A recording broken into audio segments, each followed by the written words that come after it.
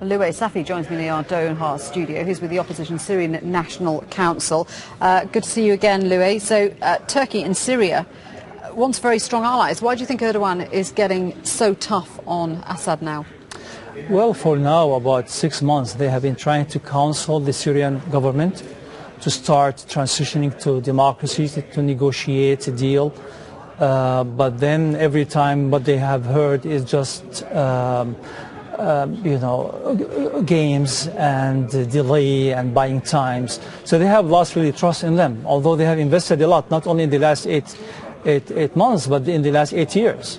And what do you make of the threats by Turkey to cut off electricity supplies to Syria? It's already said that it's going to end the joint oil exploration plans in Syria. Probably the ending this joint exploration of oil is not going to have a direct impact, but tightening the siege, economic boycott on Syria, that would hurt, definitely would hurt, because remember, for the last 8 years, Turkey has been a main trading partner for the Syrian government. So, I mean, whichever way you look at it, Syria seems to be becoming more isolated in the region, particularly with the Arab League decision. Deadline today, of course, that it faces suspension.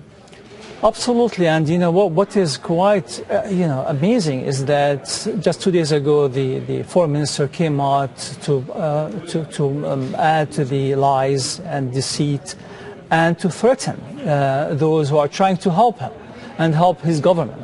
Really, the Arab League was trying to provide the opportunity to the regime to have a transition, to negotiate a deal, to transition to democracy, but then they again with arrogance and in fact unfounded, they have no ground for being arrogant even.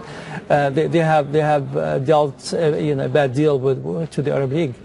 And what do you make of the continuing violence within Syria? Because we're seeing what looks to be more and more bold attacks by the Free Syrian Army, the defectors from the army. How important or what role do you think they are going to play?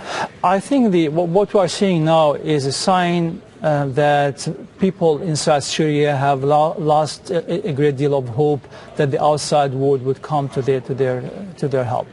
And those operations is sort of taking the law into their own hands.